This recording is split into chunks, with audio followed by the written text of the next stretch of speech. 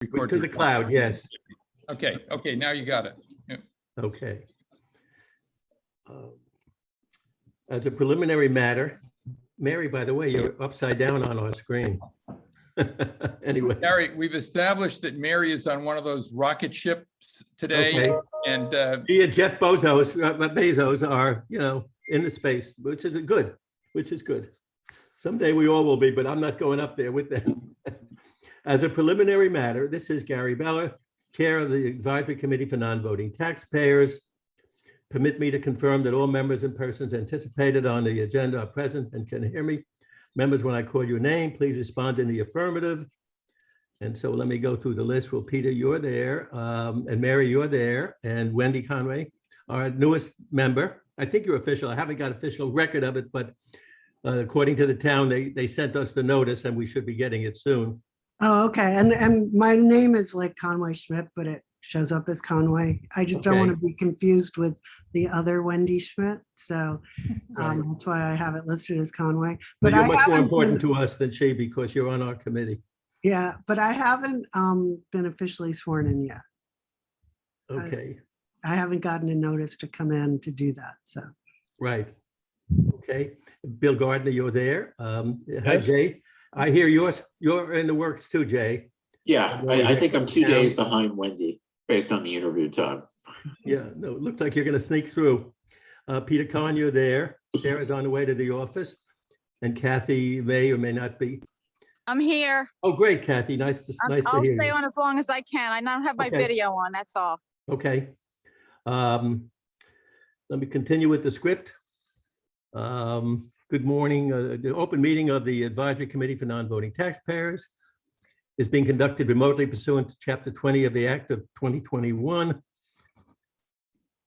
Guess that's the new one. Ensuring public access does not ensure public participation unless such participation is required by law. This meeting may feature public comment. For this meeting, Advisory Committee for Non-Voting Taxpayers convening by video conference via the Zoom app as posted on the town's website, identifying how the public may join. And for Zoom meetings being recorded, all attendees are participating by video conference. Please be aware that other folks may be able to see you and to take care not to screen share your computer. Anything you broadcast may be captured by the recording. The supporting materials have been provided. Members of this body are available on the town's website. Public is encouraged to follow along using the posted agenda. The ground rules for the meeting. I'll introduce each speaker on the agenda. After they conclude, the chair will go down the line of members, inviting each by name to provide any comment or questions.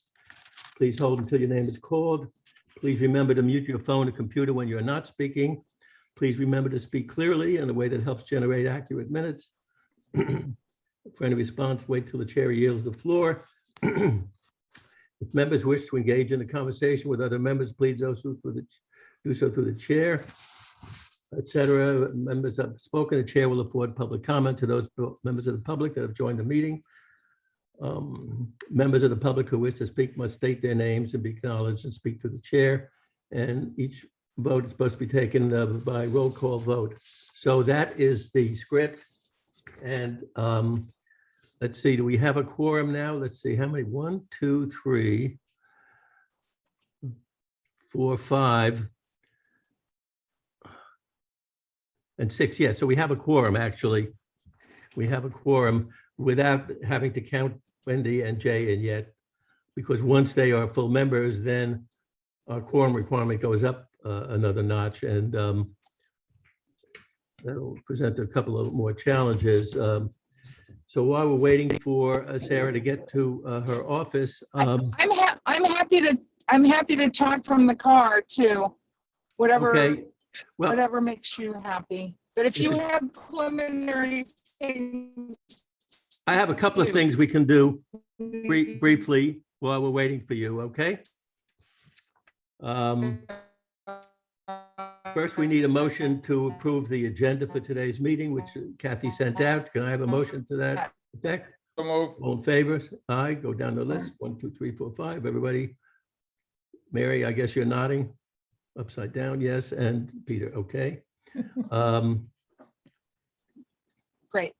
And so we have the agenda approved. I guess while we're still waiting for Sarah, Kathy sent out the minutes of our last meeting.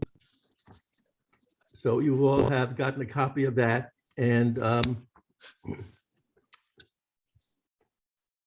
if anybody has any comments about that, otherwise we could probably take a motion to approve the minutes. Is there a motion? Yep, Peter, and seconded by Bill. All in favor? Let me see, Aye. show of hands. Aye, aye, aye. Okay. So we now have the minutes. And we'll give Sarah a couple of minutes to get to her office.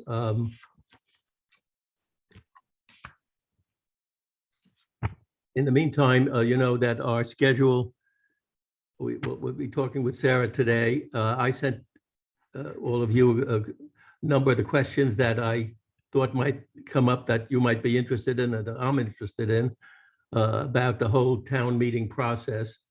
And if you have other questions as well, you'll be able to ask Sarah as well, you know, as she gets talking about all the intricacies of this form of government that we all are living with. For our next meeting, we have the new, I believe it's the director of diversity for the town, inclusion and diversity. And we can talk about that a little later. And while we're waiting for Sarah, Peter sent a note to me and Kathy the other day, asking if our committee was interested in one of the subjects that came up at the select board the other day was the decision as to how they were going to give out slips. The town has to give out slips and moorings. I mean, even slips more and than- moorings. Yeah. I watched the entire select board meeting, and it's actually a pretty complex subject. And I don't know if this committee really feels it's necessary to get into that. If you have a boat, maybe it's important to you, but I'm not a boat person. Luckily, I went through that phase of my life quickly, went in, went out, and didn't waste too many of my assets over the years, as many people did. I wasted them on other sports. What do you folks think? I think it's pretty complicated.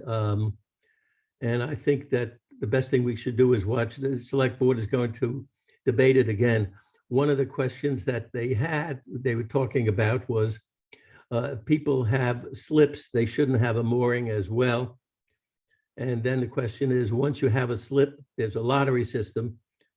Once you get the slip, do you automatically get it renewed? Apparently, that's been the rule in the past. And so we have, I think I saw in the paper the other day, something about a 5-year waiting list. During the select board meeting, they actually quoted some figures from a couple of, there's one town on the Cape, I forget which one, and they were dealing with the same issue. One of the reasons was that their waiting list that they have now for slips that the town issued is 23 years. Jesus Christ. So anyway, it sounds to me like, yes, Peter? Yeah, just a question. The reason I brought it up is just, I have no idea as to what proportion of the slips and B, the moorings are held by non-residents, and therefore don't know, sort of ask the question, is this an issue for non-residents? Also, all of my knowledge of this, Gary, comes not from watching the town meeting, but reading the article in the Inky this week on the subject. And I thought I understood from that article that both the moorings and the slips are basically handed out by the town, so that there is a, Yes. I could be totally incorrect about this, but could be both a mooring and a slip issue. which means the entire access to the waterfront for people who have boats is controlled by this process. And when I hear about 23-year waiting lists, and I know that's not our town, but somebody else's town, I start to think maybe some people are either hoarding slips and moorings, or I had a boat and now all of a sudden I'm selling you my, I no longer have it, or it's more profitable for me to charter a boat and sell you annually my slip. And I have no idea whether that's one of the issues that is going on here, that all of a sudden needs to become property. I do think it's nice if you're going to buy a boat, you should have some security that as you keep your boat, you can have a place to put it. I think that makes a lot of sense. But did you get any sense from this, and whether we've got a hoarding and profiting and all the rest of it situation with the moorings and the slips? Yes, well, one of the problems they mentioned was that many people that have awarded, got the slips, also have moorings. And so they don't need both. They shouldn't have both, and that prevents other people who want to use those facilities from doing it. So one of the conclusions they seem to be coming to, but they deferred everything until they talked about it some more, is that instead of being all or nothing, that maybe half of the slips ought to be given out by lottery, and the other half you can, once you get, you can renew. So there should be some turnover going forward. And a few people had that sentiment. I know Matt Fee seemed to have that sentiment. He was troubled even by a 5-year waiting list that we have here. And he was also troubled by the fact that people have slips and moorings, and they don't necessarily have to have both, which prevents other people from using their. Gary, unfortunately, I'm operating under the disadvantage that you've left behind. So I have a boat now. My boat's in Pulpus Harbor, so it doesn't really make a difference. But I think this is an issue at least worth finding out, as Bill said, whether or not what the percentage is, and the harbor master would know, of residents versus non-residents. I suspect it's a lot of non-resident issues. Obviously, if you belong to either yacht club, which I don't, I think the yacht club takes care of that. But I think it's a real issue for people. I mean, I was told there was a multi-year waiting list, and miraculously I got a mooring. I have no idea how that happened, actually.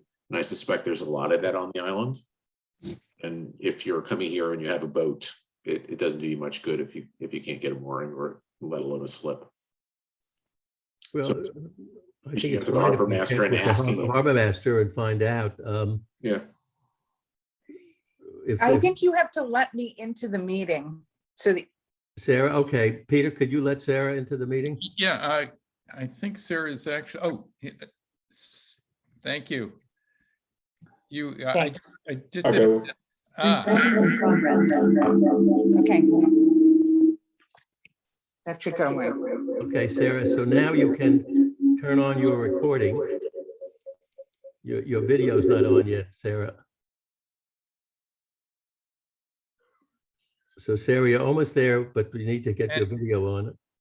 Yeah, and There you go. Well, there you go. Okay. Thank you. Did you read all those books? Yes, most of them. Thank you for traveling to get to your office so we can now have a nice discussion. Yeah, I'm off island, and I underestimated, I think there was an accident. I underestimated the time it would take me to get back to the Cape. If there's a lot of people heading to the Cape today.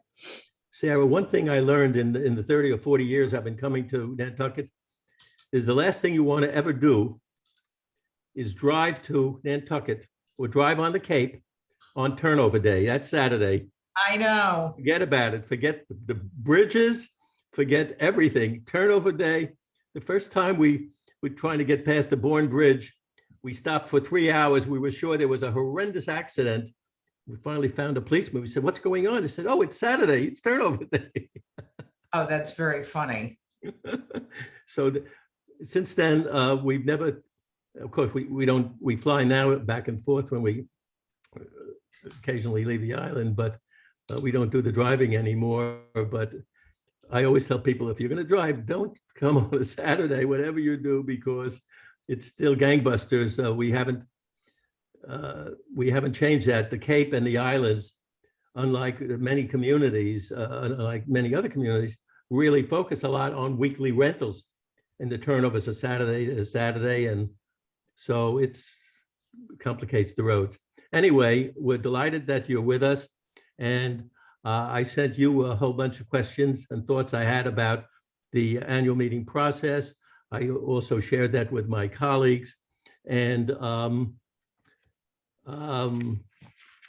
so I don't know if you want to talk a little bit about the process.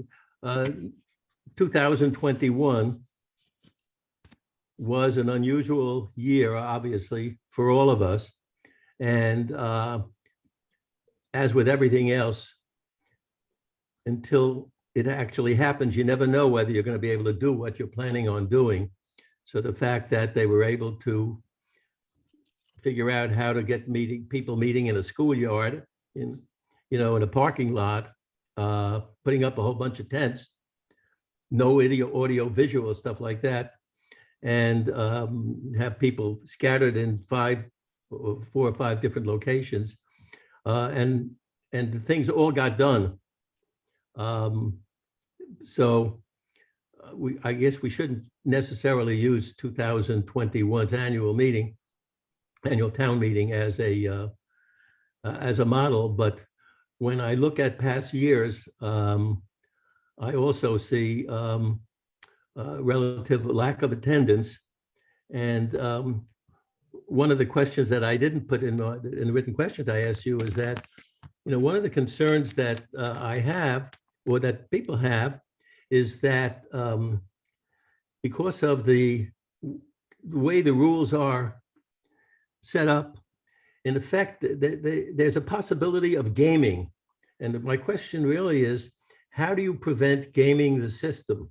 Gaming the system, in my view, is to make sure that you have enough votes on your particular issue at the time necessary to close off debate and just get it passed.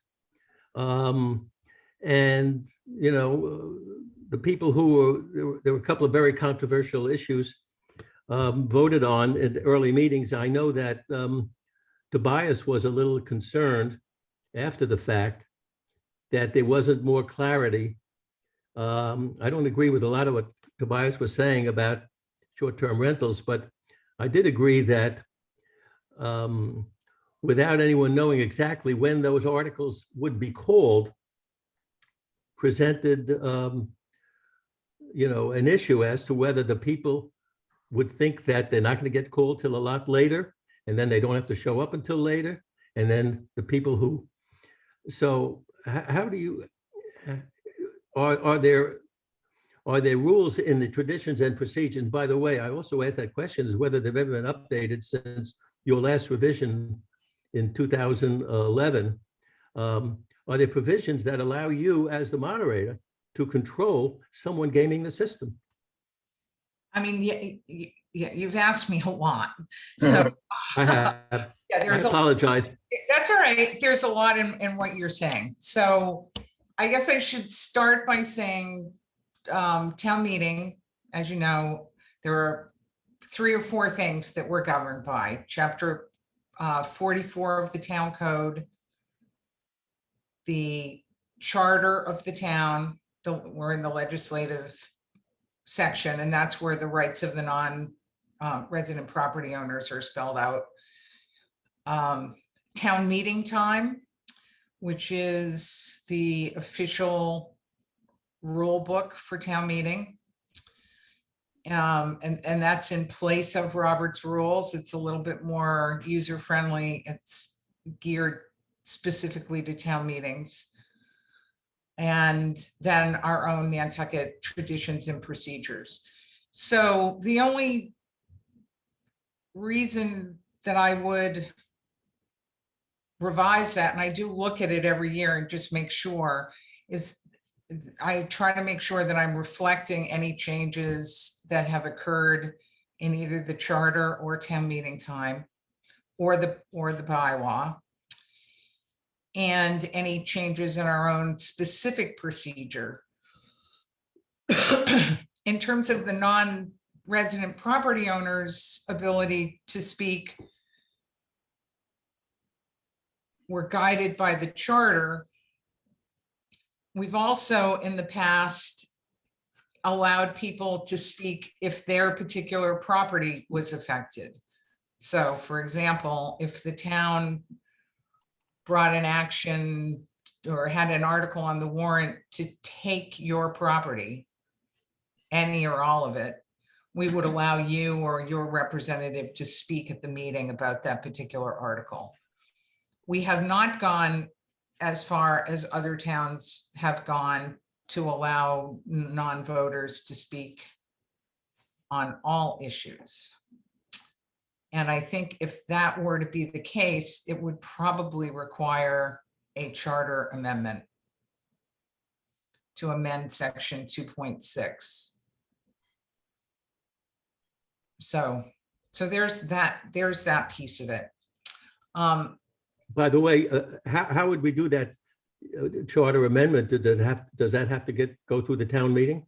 It goes through town meeting, and then it also has to, I think, go through the legislature. I think it might even be a ballot question. I actually don't know. I've never done a charter amendment. I mean, I like what I sent you, of course, was the website, a quote from Falmouth. Right. Is any taxpayer has the right to speak at the annual town meeting, which to me makes sense. Since we Right. pay 90% of the real estate taxes and over 50% of the total revenues of the island. But of course, we'd have to get it through the town meeting, I assume. And we'd have to, It would go through town meeting, and then it would go to the ballot. you know, when I must say, between 2011 and 2021, 10 years, we have seen the most massive changes in the communications that our world is dealing with. And it's surprising to me that I mean, there used to be newspapers in 2010. Right. Remember, we used to actually read newspapers. Now they're a diminishing breed. And we didn't have all this electronic voting and communications. By the way, how did you get electronic voting, which I love. I think it's fabulous. How do you get it through? It's not in the traditions, and it's not in your books, and it's not in Robert's rules. So how did you get that through? Because you can change the manner of vote there. You can change the manner of voting at any point, and that's what the meeting has wanted, and so that's what we've gone to, is the electronic voting. It's expensive, but I think people really like it. I mean, there are people who really do not like it, but I think the majority of people like it. I think it does, in some instances, really speed up the meeting. We certainly get a much more accurate vote count But than we did with hand counts and voice votes. did you really say, you just said that you can change the way, the method of voting Right. without having to change traditions and procedures and Right. the other rules. So why don't we consider changing the method of voting to allow absentee voting? The way elections in Massachusetts has adopted it for regular elections. That's not currently legal. And I don't think it's probably ever going to be. I was asking the town clerk about that recently. She goes to a lot of these off-island conferences, and I don't know if you've ever had her speak, but What's her name? Nancy Holmes, the town clerk. Sounds like a good suggestion for one of our guests, but thank you. Keep going. Yeah. Anyway, she said that they talk about it all the time, but it seems very unlikely that that is going to ever happen when remote annual town meeting voting is allowed, at least for open town meeting. I mean, the logistics of it alone are kind of overwhelming. But yeah, she said that according to the people from the state elections who speak at the town clerk conferences that she goes to, we're unlikely to ever see a day when remote ATM voting is allowed. Peter? Yeah, but I can appreciate that, and how it would be difficult to know that if there were absentee voting at the annual town meeting, you'd need a whole system just to make sure that people didn't show up twice, once in person and once absentee and all the rest of that. But what I was hoping is maybe, instead of getting into the technicalities of how the meeting is actually conducted, one of our topics, and I think one of the town's topics too, is governance in general. Right. And my having attended the town meeting and having a great appreciation for this bedrock of democracy, I just wonder whether the town meeting can be made more efficient. And I sort of come to this from the proposition that I don't think the form of government is going to change anytime soon. You made the town meeting about as efficient as it could get under the present circumstances. And by that, I mean, there are just too many things for the town meeting to consider. And you can see that, I think we can all see that from the fact that if you were to take the attendance before and after noon, you were decimated. You had close to 1,000 people there before noon, and maybe 200 to 300 after noon, and I'm sure it dwindled after I wandered off.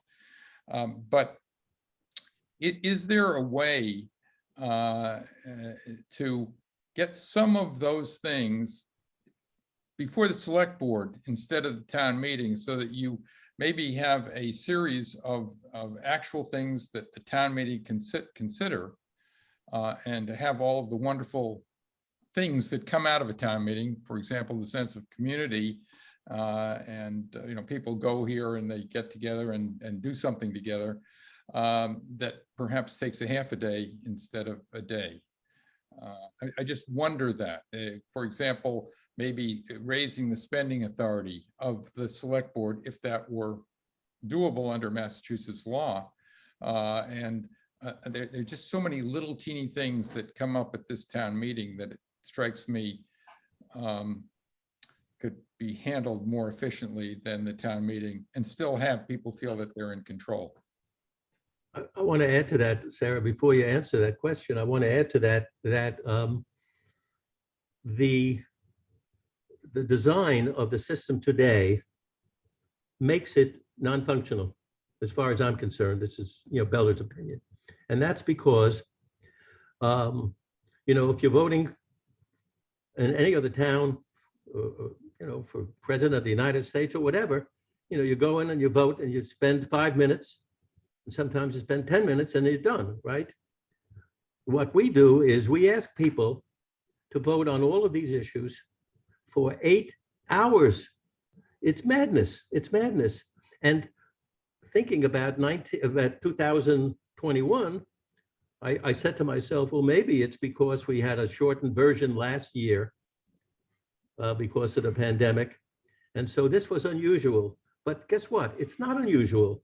I looked a little history. Do you know how many articles they had? Well, you might know this because you ran those meetings. In 2015, way before the pandemic, there were 111 articles before the annual town meeting. In 2017, there were 113 articles, right? And this year, what did we have? 100 and 17, 27, something like that. Question is, obviously, if you have all of those articles, you can't, I mean, how can you ask people to sit for 8 hours, whether it's one session or 2 sessions? It makes no bloody sense to me, and I just don't know.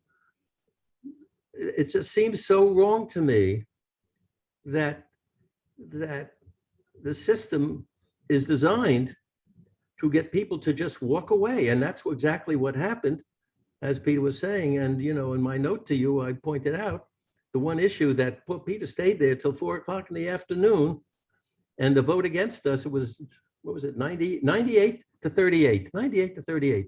That's how many people voted on an issue that actually got rid of the entire daytime noise laws of the island of Nantucket. It's unbelievable. I don't think that that's true. I don't think that's what that article did. It did. Yeah, tell me what you think it does. I'll tell you what it does, and Peter has looked it up. We got a bunch of lawyers here who investigated it. Okay. Believe me, there are no. I haven't studied it. I don't put forward the article. I just run the meetings. Oh, I know, and you're not responsible for that. But I made my presentation. I made it to the select board. I made it to even the Nantucket Community League, right? And I said, nobody understands what's going on there. By taking away all decibel limits, they basically took away any provision, any restriction on amplified noise before 10 o'clock at night. There are none. There are no enforceable procedures. There are procedures that allow you, that say you can't have a pool pump too loud. But in terms of amplified music, people playing instruments, parties, stuff like that, there are no longer any rules. Peter, am I right? That's my reading of it, and I participated in all this. I will say that I'm not sure that there were any rules before either. There appeared to be rules because there were decibel limits, but because the zoning list as to what decibel limits applied to where was so out of date, there were whole areas of the island that were not covered. And that's something that was recognized I was on the committee that put together the changes, but that committee never, it became very truncated, and all of a sudden the noise ordinance or bylaw in the form that it went to town meeting just sort of came into being. And as Gary said, he mentioned these deficits. I wrote about these deficits, but there was kind of a movement afoot just to get something done. And so hopefully we'll be able to cure all that. But again, I'm not focusing on any particular matter. I think Gary brings up this thing that's troubling to me as well about the asking people to sit around for 8 hours because you don't know exactly when the issue that you were interested will be scheduled to be heard. And I realize that can't be done with great precision because some of them take longer than others. But even with absentee voting, I'm a Florida resident and I have voted absentee for maybe 3 years now.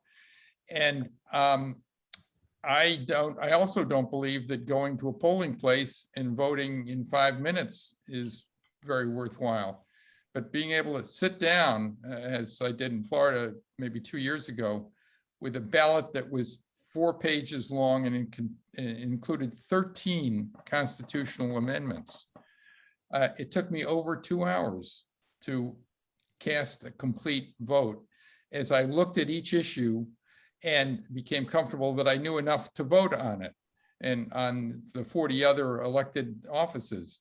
And so I'm really, concerned about the quality of democracy or the quality of administration that, voting in general and the town meeting effects. Now, having said that, Nantucket's a pretty good place, has reasonable rules and regulations, but we certainly worry that some of the things that seem to be of great importance are getting short shrift through the town meeting process.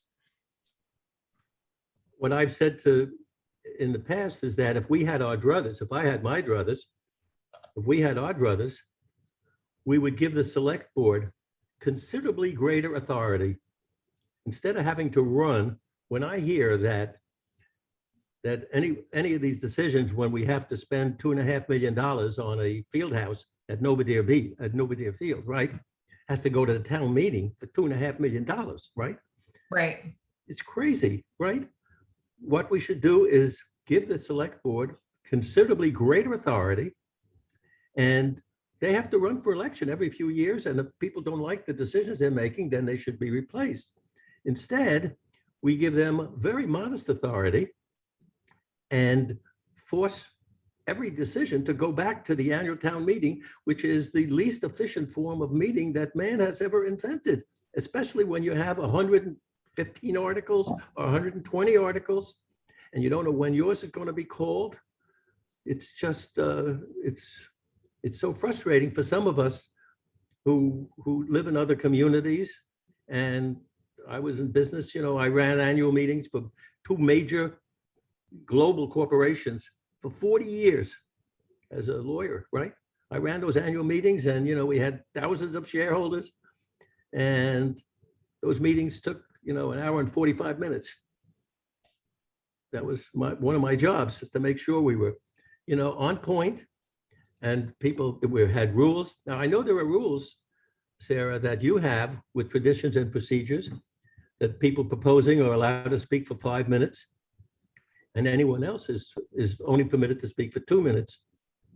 And I don't know if, I'm trying to remember, I watched on video the annual meeting, whether people kind of complied with those rules or not. But it's just because there's so many articles, it just takes hours and hours and hours. And I can understand people not wanting to hang in there till the bitter end, even though some of these issues are very important. I had a question about some of the articles that came at the end of the meeting, when there were 187 people sitting in the room there, or in 5 tents. And I don't know if it was just people had nowhere else to go that day, or they had the warm coats or whatever it was, but they hung in there. There were a lot of zoning issues. And and watching on the video, people really felt, I remember there was 1 or 2 special exceptions, zoning type exceptions, for people that wanted to build, put another house on their property so their family could use it. And most of those lost.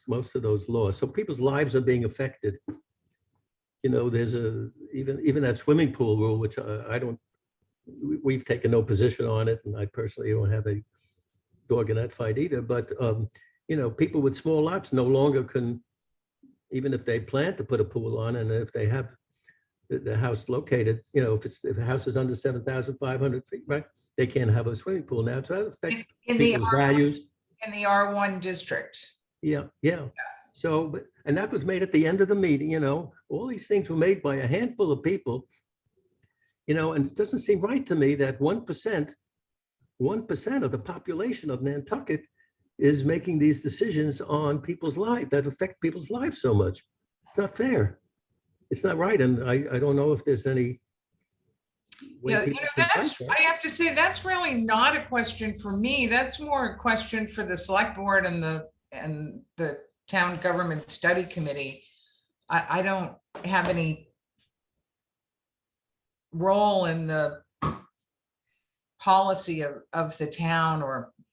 Well, let me ask you this, Sarah. Suppose, Sarah, Yeah. let me ask you this. You're the moderator. You're Yes, running a meeting, yes, and you see that after lunch, almost everybody leaves. Well, I don't know that that's a fair characterization that. Oh, no, I'm It not, certainly dwindled as we got toward the end, it but didn't happen this meeting. No, I'm asking you, this is a hypothetical I'm asking you. Yeah. Suppose you saw that occurring, and you realize that following lunch, only a very, very small percentage of the total population was there, and there were a substantial number of articles that were important. I think if Yeah. articles are important to people, people need to come to the meeting and vote on them. That's what I think. And so would you have the authority to say, well, since there are not enough people here, we're going to reschedule the second half of this for tomorrow morning?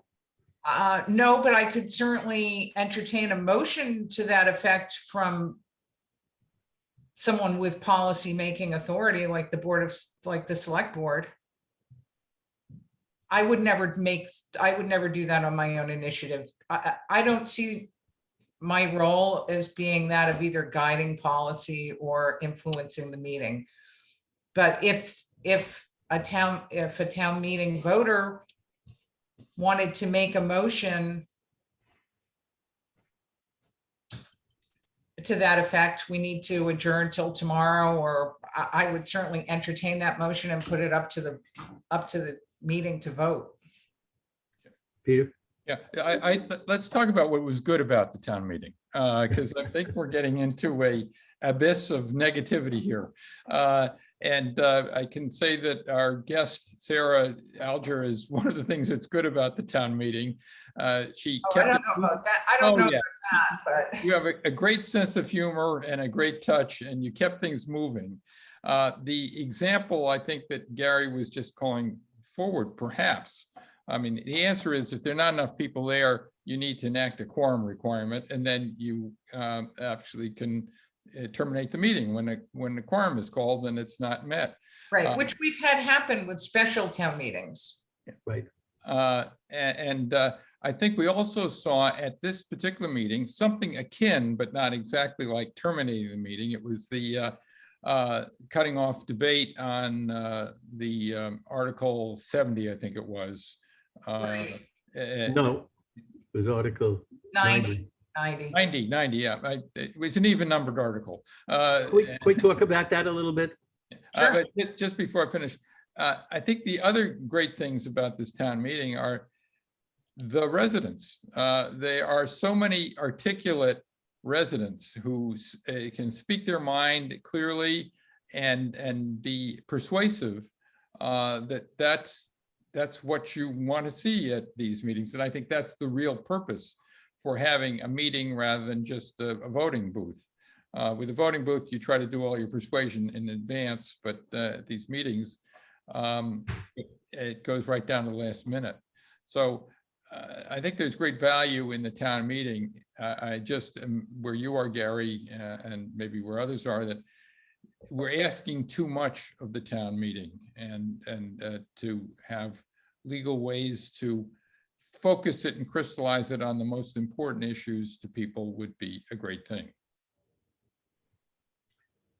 I mean, when we're talking about the cutting off debate on the short-term rental article, there were a very large number of people who made plans to come specifically to the meeting, to the island and to the meeting to speak on that issue. Right. And instead of that happening, they must have been very disappointed, because they may not be disappointed in the result, but after 5 speakers, someone looked and said that we have enough votes. So they said, let's call the question, and boom, they're done. And all those 38 people who are standing on the microphones have to sit down again. Well, It doesn't seem fair to them. I understand the frustration there, but with a 2/3 vote required, if people weren't ready to vote, that motion to call the question would never pass. Where a 2/3 vote is required. I mean, the simple fact is, if you want to continue talking, and there are so many people who want to continue talking, you vote against the motion to move the question. But you know, So I the don't, the protector is the 2/3 requirement, you think? Yeah. yeah, I mean, that's really why it has that enhanced 2/3 required vote. You know, the same thing could be said about the motion to change the order. Now, I didn't think that the select board did a terribly good job of explaining why they wanted those things moved around. There was an actual reason for that. But again, if people didn't want the order changed, the way around that is to defeat the motion. But not, if I might interject, it seems to me that if you didn't know that you could change the order and you planned on coming at approximately at the time that would otherwise be called, Well, I mean, that you have to be more. you have to game it then. I mean, it's really gaming. No, I mean, it's not gaming.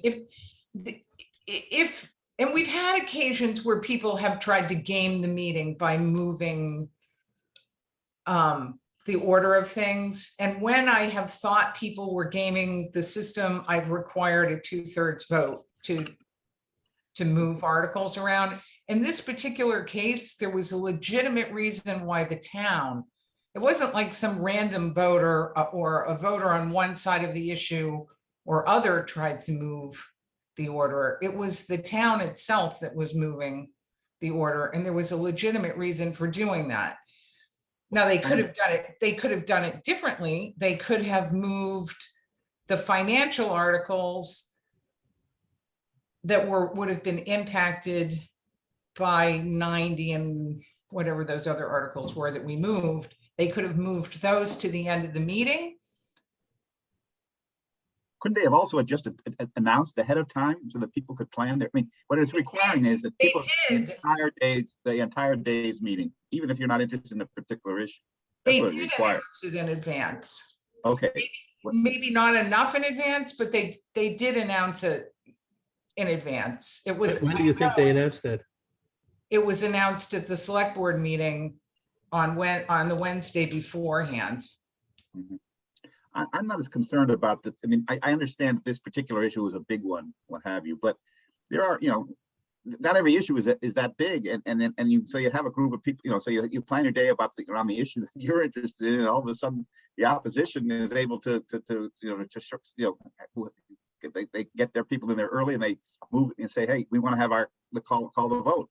It just strikes me that it's if you're gonna have an agenda, you keep your agenda. And you operate off of that unless there's some important reason to change. But, I mean, that's not what town meeting time provides. I didn't draft town meeting time.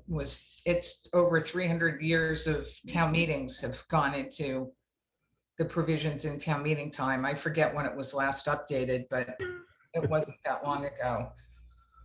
I think there's a certain obligation on the part of the voting public to inform themselves too. I mean, we can't spoon feed everything. And I mean, I think unfortunately, there is a certain cynicism and disengagement in the voting public. I won't comment on why I think that's happening, but I definitely see it. And that's leading to people not participating, some people not participating in the way that they used to. And I think that that's too bad. My guess is that, I'm sorry. And then at some point, what will happen is, well, we'll have to change our form of government. We'll either have to go to a representative form of town meeting, which would probably work well. I don't know how the voting would go, given that we just currently have one precinct, but I'm sure there's a way that we could work that out. Then you'd have 100 to 200 people who are elected members listening theoretically to their constituents. Or we could go to a town council form of government where, a town council of 9 or 11 or 13 people are making all the decisions on a weekly basis. And that would certainly be more efficient. But would people feel disenfranchised? I think probably. You know, they did do, let me see if I have the results. The town clerk gave me the results. We had in the 2020 election, there were 2 non-binding questions. And the first was, would you like to keep town meeting form of government? And the vote was, there was a 20% turnout at the 2020 annual town election, which is, I guess, fairly typical. Not a big vote, though, 20%. It's not big. So the vote was yes, 887, no, 788. So kind of close. Would you like the town to explore alternate forms of government? Yes, 1102, no, 592. So a decisive yes, despite the fact that 887 people wanted to keep town meeting. I just think that's sort of interesting. It is, but what it says is that the question perhaps that was posed was too broad, right? Right. If they've been given an alternative to consider, maybe that would have turned out differently on the first question. Right. And maybe they'll need to do that. Yeah. We've had John Brescher as one of our guests, one of our speakers, and some of us let him know that we weren't quite thrilled. I think they had interesting meetings, but the main purpose of their committee was to study the form of town government, and the conclusion they came to is that they need another committee to study the form of town government. It just Right, which is kind of crazy. yeah, kind of crazy. So, but there is that need, and you know, the reason there's a town on the Cape, I forget what the name of it is, that went from the government form we have into the representative form. And the reason they did so was because a group gamed the system. There was an issue that they wanted to get passed. They figured out how they could get just enough people at the right time, at the right meeting to pass this, and they did. Right. And the town was so upset about it that they finally said, we're not going to put up with this anymore. And that's how they have the representative form of government. And they have 280, I think it's 250 or so representatives. That was Falmouth. It was Falmouth, okay? Yeah.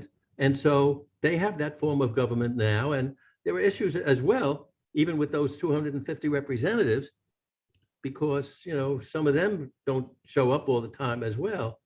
But at least the people in the various communities think they can talk to someone who represents them. And by the way, they still have a select board and they still have a town manager, but the legislation is all done by the representatives, the 250 representatives. So it's something we were hoping the town would get further along on that. And what happened is that this committee, the Town Government Study Committee, got bogged down in a whole bunch of other issues, some of which are important. For instance, I remember they spent a lot of time debating whether, and I think they were right, whether it's crazy at the annual town meeting, in order to get an article on the warrant, all you need is 10 signatures. 10 signatures. Right. And of course, it's great. That's why we have 127 articles or 113 articles, and people have 8 hours. And so they were kind of recommending some of those kind of changes. But the important thing, what they should have done, and hopefully if we get another committee, Town Government Study Committee, and their charter is really, really clear. This is all you're doing. What they need to do, and what we talked to John Brescher about, is you need to begin the education of the population of Nantucket. Let them know how it works. You know, we had no education at all as to how a representative form of government would work on the island of Nantucket. There wasn't one session held at any time, except these folks on the Town Government Study Committee. They went to Falmouth, they talked with the people, and they heard about it. But once they got back here, they got bogged down in other issues. And so hopefully going forward, we can do that because little by little, we get so huge. I agree with what you said, Sarah, about the fact that people seem less inclined to get involved in government kind of the meetings and stuff like that. Yeah, half of our committees, there are openings on many of the town committees that are just going begging. Right. we Now, would- I know you mentioned at the beginning, the issue with the noise bylaw. Yes, I mean, that's interesting to me because that wasn't a citizens warrant article. That was proposed by the select board. So, let me tell you the history of that, Sarah. yeah, You don't know the history of it. We're going to tell you that. It's our most frustrating issue of all. I came up with this idea because I have a home in Florida, and between December 1st and April 15th, no construction, no exterior construction is permitted. And I said, if Palm Beach can do it, Palm Beach County can do it. I'm not in Palm Beach, but I'm in the county. Palm Beach County can do it. Maybe Nantucket ought to be able to do that, because people, and so we recommended that they change the law so that instead of having heavy construction that goes from 7:30 in the morning till 8 o'clock at night, during July and August, they ought to cease heavy construction at 5 p.m. instead of 8 p.m., Monday through Friday, Saturday, half day, and no heavy construction on Sunday and holidays, the two holidays being July 4th and Labor Day. That was our proposal. So Libby then said, well, and we gave it to the select board, and they said, we're going to form a committee. But the good news is we're going to let you put a representative on the committee. The bad news is the committee was rigged against us. Peter was our representative.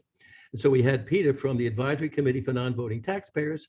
And then we had representatives of the construction industry, the brokers industry, the landscapers industry, et cetera, et cetera. And the result of all of their meetings, instead of adopting our very specific, it's in there, it was a specific resolution that went before the board, the select board. They came up with a different one.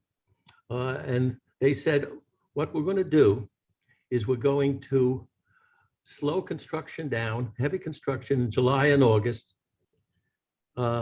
First they said 5, but then they finally said 6 p.m. Okay. So instead of going till 8 p.m., you can only do it till 6 p.m. in July and August. And then to our horror, they said, oh, by the way, it only applies to people in the old historic district, downtown and in Sconset. And the folks who complained, which were the people that came to us on the cliff and in Mattocket and in Tom Nevers and all over the island, there's no relief for them at all. That's, and then they said, and by the way, we're getting rid of that other noise thing. We're getting, the decibel limits are too hard to enforce. Deputy Chief Gibson says it's very hard to enforce those things. So they got rid of them completely. So there are no more. So the law that was passed, and we made the point, Peter and I went to the meeting, select board, saying this new proposal is terrible. That's not what we recommended. We think you should vote against it. We lost that vote 3-1 at the select board. One of them wasn't there. And then at the finance committee, we lost that vote 5-0. So surprising to me that right. very Well, little sensitivity on that. so that's what I was wondering about. So the issue that you have with the noise bylaw, it isn't really a town meeting problem. It's a political problem. It's a problem with both the select board and the finance committee. Yes, but if the finance committee and the select board had done the right thing, they would have said, you know what? It's okay to give people around the island in July and August, at the high season, give them a couple of hours of relief from heavy construction activity. I'm talking about excavation, demolition. They don't have to have it done, right? Just for those 2 months. And we couldn't get, the select board should have, Matt Fee agreed with us, but the rest of the other 3 people voting did not. And nobody, and I don't understand it. I think Denise is terrific. I can't believe that nobody on the finance committee thought that people in all of the other areas on the island shouldn't get a couple of hours of peace in July and August at dinner time, relief from the heavy construction activity. That's fact. Right. Right. I thought when we first, I was just trying to clarify that because I thought when we first started this conversation that this was a town meeting issue, but it really, when I think about it and hearing your explanation, it isn't really a town meeting. It isn't really a problem with town meeting. It's a problem that the people with the decision-making power aren't agreeing with you and didn't do what you wanted them to do. And how do you influence them to do that? And that would be the case if we had a town council form of government or representative form of government. I was thinking originally that this was a citizen's proposal, but it wasn't. In part, there was a citizen proposal, but it was limited to the air conditioning noise, the mechanical equipment noise, and indeed that got rolled into. Right, that was the Jacques Zemicki article. Yeah. Yeah. Yeah, you're right. It was a political problem, and one of the members of our committee, whose name I am always either forgetting or messing up, so I won't say it. He said this is really a political problem, and Yeah, it because when takes you quite a lot of work to explain it to people, because there's just too many moving parts in this whole noise area. right. To focus on each one individually and see what you can do. Usually when people tell me that their issue is too complicated for town meeting, or how do they get something past a town meeting, the advice that I give them is you have to start way before anything gets to the floor of town meeting. If you haven't done what you need to do before you get to the floor of town meeting, you don't have a chance. And I always say you've got to work through the political process, the committees, the select board, really educate people. It takes a lot of work. And if you can't sway the finance committee and the select board, it's possible to sway the meeting, but it's very, very difficult. Yeah, well, this is one where the finance committee was swayed, and then I think without, as I recall, there was no advance warning that this issue is coming back on the agenda. Is that right? Right. They And failed to tell us they were going to modify it. kind of a switch in their position, and it's again, live and learn. Yeah. Yeah. I know you really have to be engaged, particularly, if you have an issue that you're trying to influence. It does take a lot of work. And honestly, I think that's part of the problem is that people are either too busy or I don't know what the issue is, but they're not willing to put, I'm not saying that you didn't put the work in. I'm just talking in general, because I think you did, but I think in other cases, people just aren't willing to, they're not willing to educate themselves, and they're not willing to put the work in ahead. And for town meeting to work, it's really a year-round proposition, unfortunately. Yeah. You've got to stay tuned in. You've got to read agendas and figure out what people are talking about and look at proposed warrant articles as they start to come up. And then you've got to read the warrant before you're sitting in your chair ready to vote. Sarah, suppose we suggested to the select board, I'm not sure they would do this, but to me, the problem is, as we talked about before, having, 120 articles to deal with. That's the problem. So suppose we suggest to the select board that instead of doing it all in one meeting, the stuff you have to do up front, whether it's the financing of the town, do that in the annual town meeting. And then you should reserve a whole bunch of other stuff for special town meetings. So you could have maybe just a three-hour meeting for the important stuff at the beginning, which is the annual town meeting, which there is no quorum requirement, which drives me cuckoo. And then with the special town meeting, there is a quorum requirement we have, as most do. And they could also make sure that they limit the amount of articles under review at these special town meetings to 10 or 15, and people could say, okay, I'm going to go because it's only going to take an hour and a half of my time. I care about government. I'm going to vote. And then isn't that one way to kind of think about solving that? Oh, absolutely. And I think they've talked about having a spring and a fall town Yeah. meeting, whether they're two annuals or the annual in the spring and a special in the fall. I think it would make a whole lot of sense. Maybe once a quarter, Yeah. Just 8 articles or something like that, and get people involved in their government, and they know they're not going to have to spend an entire day.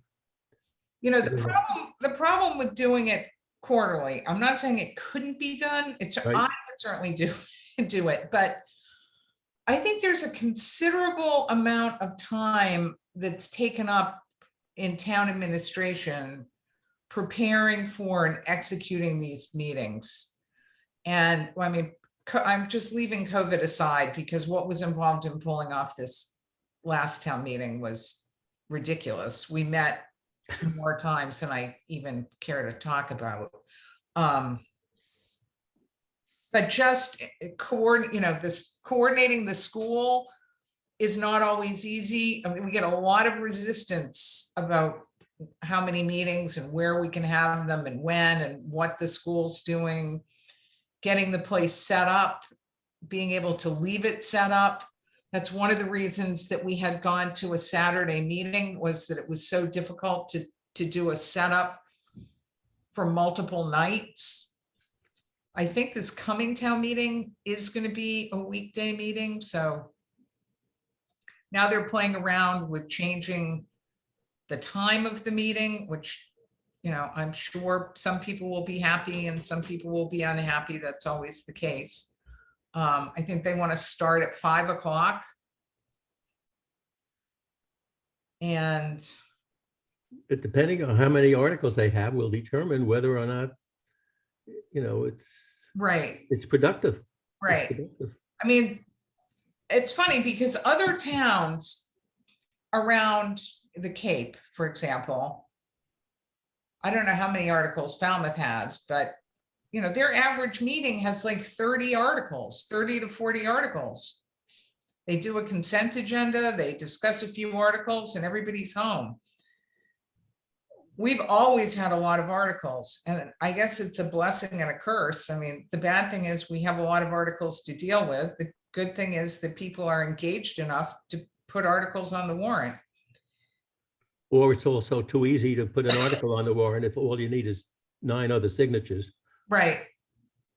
That could It's harder on a special town meeting. You've got to have 100 signatures.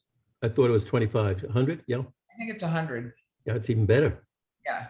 It's even better. But even 100 signatures isn't all that hard to get. Well, maybe some of the crazy ones won't. Don, did you have a question? You're on mute. Don, you're on mute. Don, you're on mute. Okay. Listening to the moderator, when boards and committees take votes, is there some sense of justifying those votes in writing? Why they were taken? I don't think they justify them in writing, but they they take votes at open meetings that are open to the public. And I know this past year were broadcast, and I think most of them are available on YouTube. Do you think it would be helpful if there was some sort of something that the public could read why these votes were taken? Well, I think Libby has tried to do, and I don't know if this is helpful or not. I don't know what kind of feedback she gets about it, but she's been doing a voter's guide.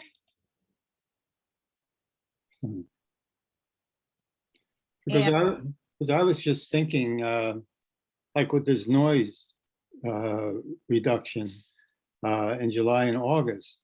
Well, people live here in September, October, March, April, and May. So is it all right for them to have their dinner hour disturbed, or is there something more global that needs to be done? I mean, they have as much rights as we do in terms of consideration.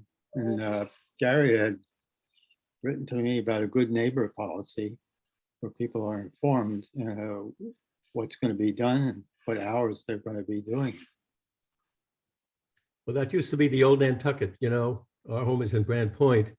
And I can assure you, when we started coming here many, many, many years ago, if you were going to do heavy construction like demolition, you didn't do it in July and August for sure. Right now, as I'm talking to you, there's a new home going up on Hulbert, just around the corner from us. And it's a brand new home. They demolished the old home on 45 Hulbert there. And Well, it's that's going not my up now, point, and they'll Gary. be banging My point- away. My point is that this affects more than seasonal residents. It affects everyone who resides here at any time. So I think one of the reasons we don't get anywhere is because we make it so parochial. Something more has to be done in a way that everyone benefits from the ordinance, including the people who do the construction.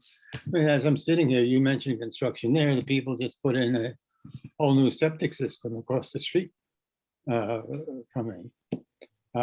They were very good, actually. I mean, there's some noise they had to make, but it was, Yeah. they all acted like these people. I don't think people had much of a problem. Peter? Yeah, actually, Don, the way we worked this particular issue is that it was not parochial. What we were suggesting is that no matter where you lived on the island, that these improvements would make it less noisy for you. And especially it would be less noisy during the summer season, where that ought to be greeted, because presumably there are people making noise, more people making noise in everybody's neighborhoods than in the off season. So this was not an us and you, it's rather a recognition of the main business of the island nowadays is tourism. But you're going to expand the time that people do work, which is No. not summertime. There And was no most expansion people- involved. What's that? There was no expansion involved. It was a contraction of the time, not an expansion of the time. Well, that doesn't matter because the people who are listening to noise in another season because they live here may not want the same things you're talking about. And to find some reasonable way of people getting the work they have to do done, either through more efficiency or I don't know, more workers, whatever they have to do things within time. In fact, I don't even know if it was helpful because the COVID-19 regulations, if you were doing construction, you had to have at least 4 people at the site, as I remember. And I don't know whether that helped get things done faster than they would have otherwise. No, I think it's a more global issue. And I don't think you win. The reason you got a big rejection. So you have to think about it. Well, we think about it. Sarah, I have a question about the zoning changes. Let me ask you a question. Yep. What's the guide that Libby put together? Is that helpful? Is that something that people read and feel is useful? I haven't seen Yes, if they took the time to read it. Yeah. Uh-huh. But with this, that's why I'm still thinking here that, we're dealing with very, very old rules in a new world of communication. And it makes, it's not unusual that regulation is well behind the private sector, but Right. the rest of the world is dealing with a whole different way of communicating. And I mean, I guess, but with all the meetings being broadcast, being available on YouTube, with all the materials, including the town meeting guide, being available on the website, how much more communication could there be? Maybe there's too much communication and people don't know what to prioritize. I mean, we have meet the articles, that's now broadcast and available on YouTube. We have meet the candidates, we have all these meetings. Maybe it's too much information. I don't know. I agree that this was a year in which there was a lot more of communication because of Zoom than ever before, which was terrific. Right. People who are interested in finding out, what these proposals were. Peter, you had a question? Yeah, no, I was just going to say that I don't think there's too much communication. I think there's enough for anybody who wants to be communicated to get the lay of the land.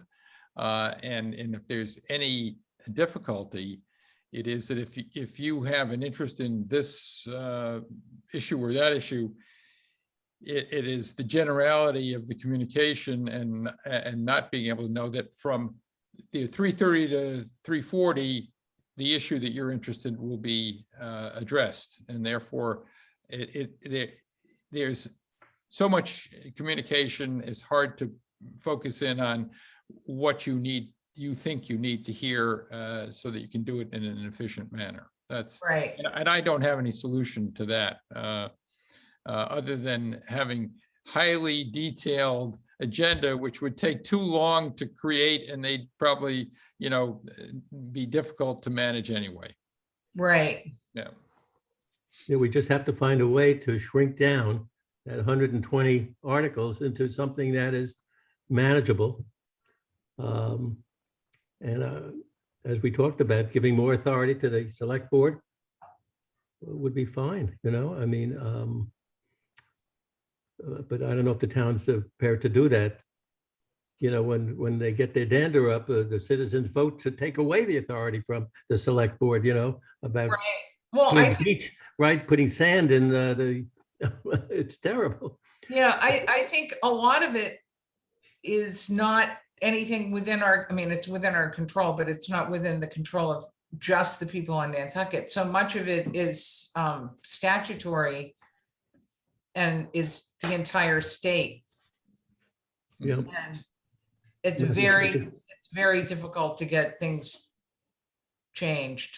I mean, things happened reasonably quickly with COVID, but even that was like pulling teeth.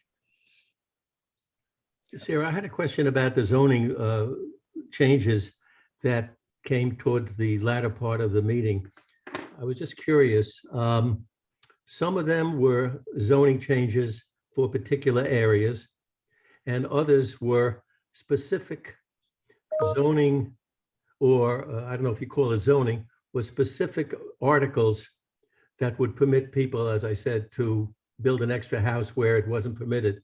And my question was there a reason that they chose to go to the annual town meeting to do that? could they not have gone to the appropriate regulatory board in our community, whether it's the zoning board of appeals or the planning board or whoever, and ask for a waiver? And do people have that choice, or are they required nevertheless to have to go to the annual town meeting for wanting to put up a second house on their property in wherever it is, Mattakit or Tom Never, something like that?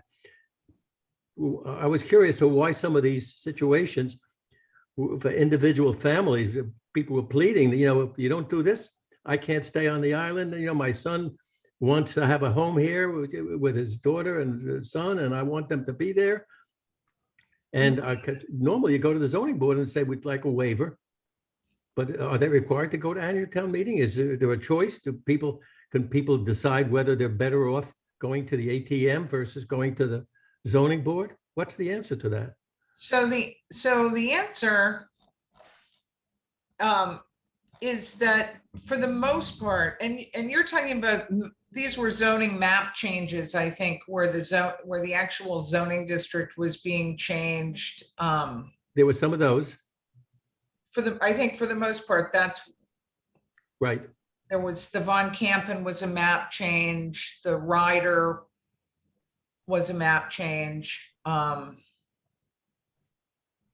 So what is their choice? Can they go?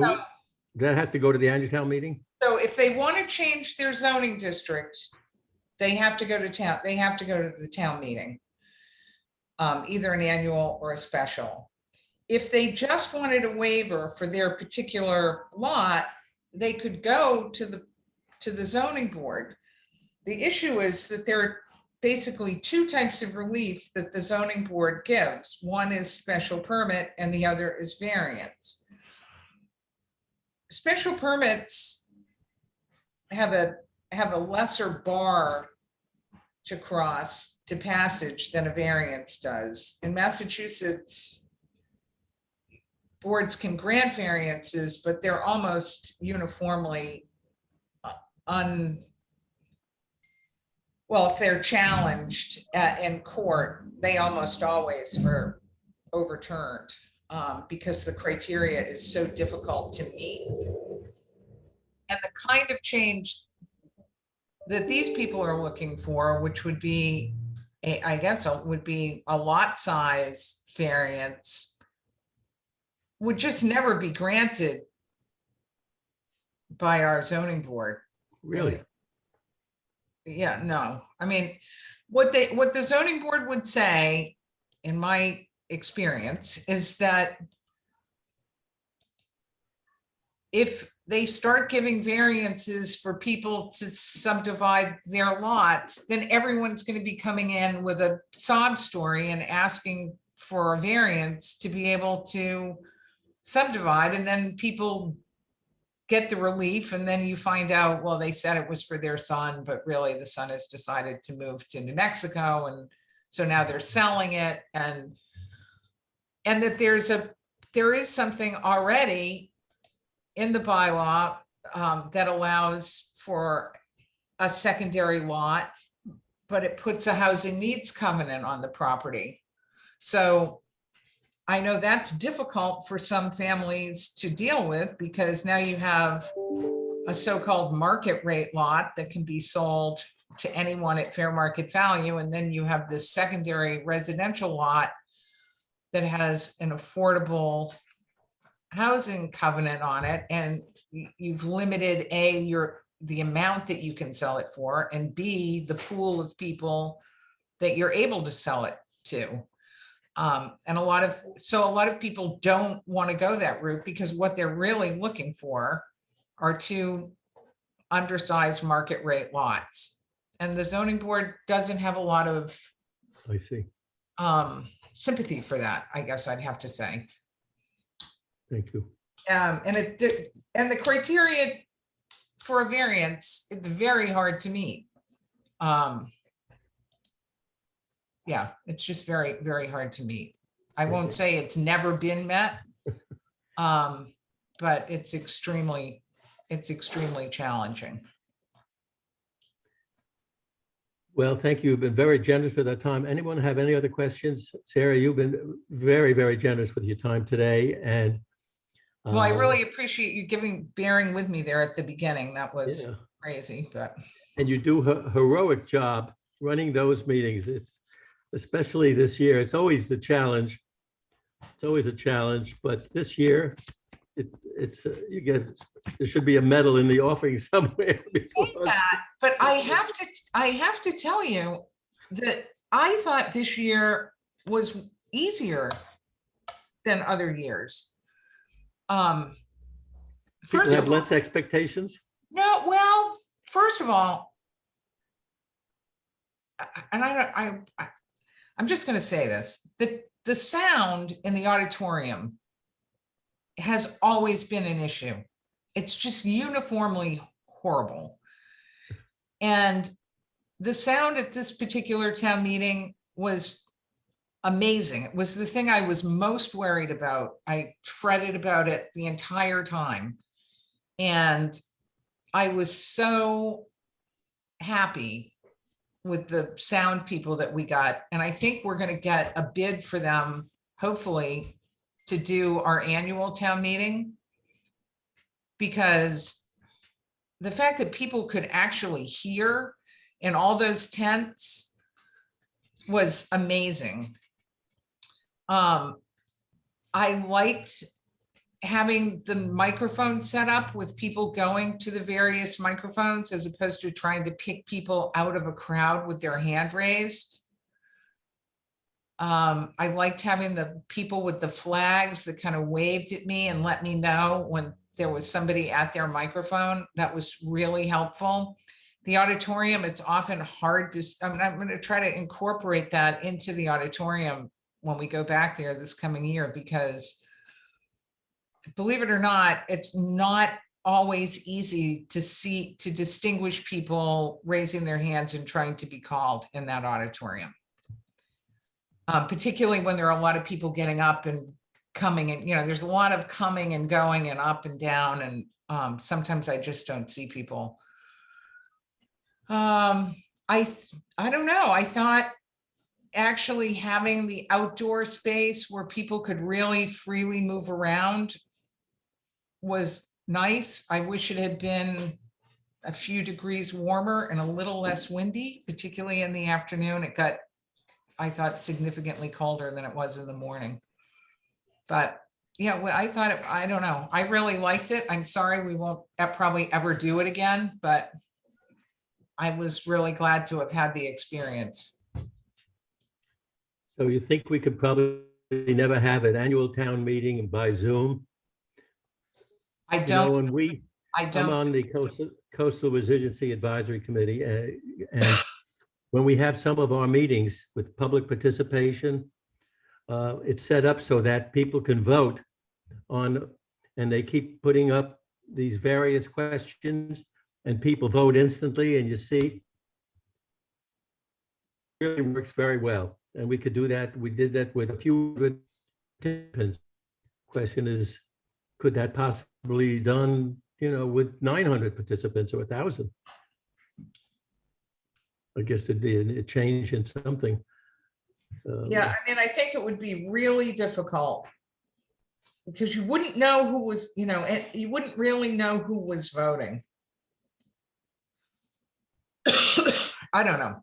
I mean, I don't see it happening in the near future, maybe but technology never ceases to evolve. And so who knows? I think it's going to happen, maybe not immediately, but I think that the result of the pandemic is that organizations have become far more sophisticated about how to operate these meetings, how to make sure that they have enough security so they know who is on the other end of the Zoom. It won't happen first in Nantucket, I'm sure of that. But I do think with this onslaught of communication acceleration, that I think we'll see it someday, maybe not in the next year or two, but I'd be surprised if in 5 years we're not seeing it. But you know, we'll have to see how that goes. Well, I'll have to hang in there. 'Cause I'd like to see that happen. Once again, I thank you very, very much on behalf of all of us for spending this time with us. It was very enlightening to us. Well, please don't hesitate to reach out during the year and certainly as we get closer to town meeting, you know, let me know about issues that you are interested in and want to speak on. It was great to have people come this year. I'm sorry it didn't work out that you were able to have more input. And that part was it was frustrating. You just never know how it's gonna unroll, but Yeah. it's great. I think Zoom changed a lot. And one of the things that changed was your ability to maybe meet and vote in advance Oh, of town absolutely. meeting and actually take positions on things where I think it's been frustrating in the past that your schedule and the town meeting schedule didn't exactly line up. Maybe that brings up one other thing that you might be interested in knowing. We have been asking, and we're working through the town's legislative liaison, but that's going very slowly. Apparently, we are able to meet until late April next year by Zoom. But they're asking that committees like ours throughout the state, non-resident committees, be able to meet year-round by Zoom when all of these wonderful emergency orders fully expire. Right. Which would allow us to be better prepared to give you some decent representation of views at the town meeting. Right. I think that would be great. And I hope that that can work out. Yeah. We're gonna try. It does make a big difference. And, you know, I think your ability to meet, I've had people in the past kind of talk about gaming the system, try to use the non-voting taxpayer committee to pursue their own agenda. And then you find out, well, it's nothing that the committee's ever voted on or even taken a position Right. on. So, Yeah. yeah. Well, we appreciated it because we've been, I mean, usually we meet beginning of June and at Labor Day, it's over. Right. Since I've been chair, we met on 15 occasions, 15 occasions in the last year and a half. Yeah. Unbelievable, unbelievable. Well, that's terrific. Yeah, we feel good about that. All right. Well, thank you so much for Okay, having thank you me. for being with us. Enjoy the rest of your weekend. Okay, you too. All right. Bye-bye. Bye-bye. We did the minutes, folks, so we're okay on that. And our next meeting is in 2 weeks. And until then, we should follow up Jay's suggestion to find out whether the type of people who are applying for these slips and moorings are seasonal or local residents. We'll have to figure out how to get that information. We should be able to get it from Sheila Lucy, the harbor master, or somebody like that. Anybody have any other thoughts or questions, comments? I'm sorry that, you know, Lou has been involved in another business in town.